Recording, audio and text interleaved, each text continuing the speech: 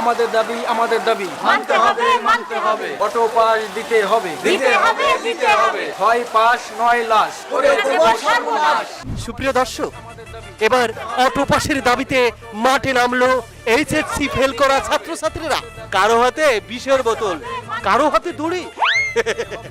কেউ কেউ বলছে অটো পাস না দিলে খাবে নাকি উকুন বানাবড়ি। কি সাংঘাতিক কথা রে বাবা। চলুন দর্শক, তাহলে আমরা তাদের নিজেদের মুখ থেকে শুনে নিই তাদের দাবি দাবাগুলি। দর্শক মন্ডলী, আমি হারাধন পান্ডে, পান্ডা টিভি। এই যে আন্টি, এরা তো অটো পাসের দাবিতে মাঠে নামছে। আপনার দাবি কি? আমি এই রেজাল্ট মানি না। চক্রান্ত করে এই রেজাল্ট প্রকাশ করা হয়েছে। মানে বুঝলাম না, আপনিও কি পরীক্ষায় ফেল করেছেন? আমাকে দেখে কি তাই মনে হচ্ছে? আরে আমার মেয়ে ফেল করেছে। তো আপনার মেয়েকে না এনে আপনি এসেছেন, ব্যাপারটা কি? সে আসবে কি করে? সে তো রেজাল্ট পাওয়ার পরই বিষের বোতল হাতে নিয়ে ঘরে দরজা দিয়েছে। বলেছে পাস না করলে সে আত্মহত্যা করবে। বলুন তো, আমার একটাই মেয়ে, মেয়েটার কিছু একটা হয়ে গেলে আমি কি নিয়ে বাঁচবো, কি নিয়ে বাঁচবো? এ তো খুবই দুঃখের কথা। তা আপনার মেয়ে কয় সাবজেক্টে ফেল করেছে? আমার মেয়ে 10 সাবজেক্টে ফেল করেছে। বলেন কি? সাবজেক্টই তো 10টা। তার মানে আপনার মেয়ে এক সাবজেক্টও পাস করেনি? পাস করবে কি করে? প্রথম দিনেই তো তাকে এক্সপার্ট করে দেওয়া হয়েছে। কেন? ওই পাশের বেঞ্চে থেকে একটু দেখে লিখছিল তাই। তা দেখে লিখলে তো স্পেল করবেই। তো এখানে কান্নাকাটির কি আছে বলুন তো? দেখে লিখবে ছাড়া কি করবে? সে কি পড়াশোনার সময় পেয়েছে? আজ এই আন্দোলন, কাল সে আন্দোলন। এসব আন্দোলন ঠেকাবে নাকি পড়ালেখা করবে? মনের দুঃখে সে আজ এই আন্দোলনে অংশগ্রহণই করতে পারে নাই। বারবার শুধু একটি কথাই বলছে, অটো পাস, অটো পাস। সর্বনাশের মাথায় বাড়ি। একটু হয়ে গেল না বাড়াবাড়ি। আমাদের দাবি মানতে হবে অটো পাস দিতে হবে দিতে হবে আমাদের দাবি এই ভাই, আপনি আমার গায়ে হাত দিচ্ছেন কেন? আপু আমি বুঝতে পারি, ওই ঠেলাঠেলিতে লেগে গেছে। আর এই আন্দোলনে আসতে গেলে এই সমস্ত কিছু মনে করলে হয় না। ইজ্জতের ভয় থাকলে আন্দোলন করা যায় না। কি বলছেন আপনি? তাই বলে আপনি যেখানে সেখানে হাত দিবেন? আপু সরি বললাম তো, শুধু তো একটু হাত লেগেছে। শোনেন, হাত সংযত করুন। আপনি আপনার ওইগুলো সংযত করুন। এই যে আপু, আপনি মনে হয় একটু রেগে আছেন। আপনার রাগের কারণটা কি একটু জানতে পারি? আরে ভাই, দেখেন না, এই ভাই যেখানে সেখানে হাত দিচ্ছে। সর্বনাশ! আন্দোলন নিয়ে চলছে মাতামাতি, আবার কেউ কেউ সুযোগ পেলে করছে হাতাহাতি। ওই পাশে দেখছি একজন মুরব্বী মরার মতো পড়ে আছে। ব্যাপারটা কি? পুলিশের প্যাদানি খেয়ে উনি মারা গেছেন না বেঁচে আছে? চলুন দেখে আসি। মুরব্বী, মুরব্বী, মুরব্বী, মুরব্বী, আপনি আছেন না গেছেন? এই এই খিলারে এই খিলারে হ্যাঁ এই গোমে ডিস্টার্ব করতেছি। মুরব্বী, আমি হারাধন পান্ডে, পান্ডা টিভি।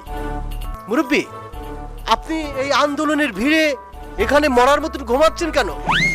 বাড়িঘর নেই আপনার? সব থাকতেও আজ আমার কিছু নেই। কেন বাবা, ভূমিকম্পে সব লন্ডভন্ড করে ফেলেছে? না বাবা, আমার মেয়েটা আইএ ফেল করেছে। সে বৈষম্যের শিকার হয়েছে। কেমন বৈষম্য কাকু? সে 2 সাবজেক্টে পরীক্ষা দিয়েছে, তারপরেও তাকে ফেল করিয়েছে। মানে কাকু, সে মাত্র 2 সাবজেক্টে পরীক্ষা দিয়েছে, বাকি সাবজেক্টের পরীক্ষাগুলো কে দেবে? বাকি সাবজেক্টে পরীক্ষা সে কিভাবে দেবে? সে তো অসুস্থই হয়ে পড়েছে। এখন তার হবু শ্বশুর বাড়ি থেকে মেনে নিতে চাচ্ছে না। মেয়ের হবু শ্বশুর বলেছে আইএ পাস না করলে সে কিছুতেই মেনে নিতে পারবে না। আপনার মেয়ের বিয়ে হয়ে গেছে? না রে বাবা। তো এই যে বললেন তার শ্বশুর মেনে নেবে না? ওরে বাবা, মেয়ে যখন কলেজে ভর্তি হয় তখন তাকে টাচ মোবাইল কিনে দিয়েছিলাম। ফেসবুকে একটা ছেলের সঙ্গে তার পরিচয় হয়। ছেলেটা মাঝে মাঝে আমাদের বাসায় আসতো। কিছুদিন পরে জানতে পারি আমি দাদু হতে যাচ্ছি। অনেক বলে কয়ে ছেলের বাবাকে রাজি করিয়েছি। এখন মেয়ে ফেল করেছে বলে ছেলের বাবা আমার মেয়েকে মেনে নিতে চাচ্ছে না। এখন আমি কি করি? এই অনাগত সন্তানের দায় কে নেবে? জাতির কাছে জানতে চাই।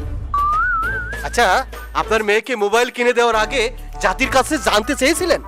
মেয়েটা বায়না ধরেছিল, বলেছিল মোবাইল না হলে নাকি পড়াশুনো হচ্ছে না।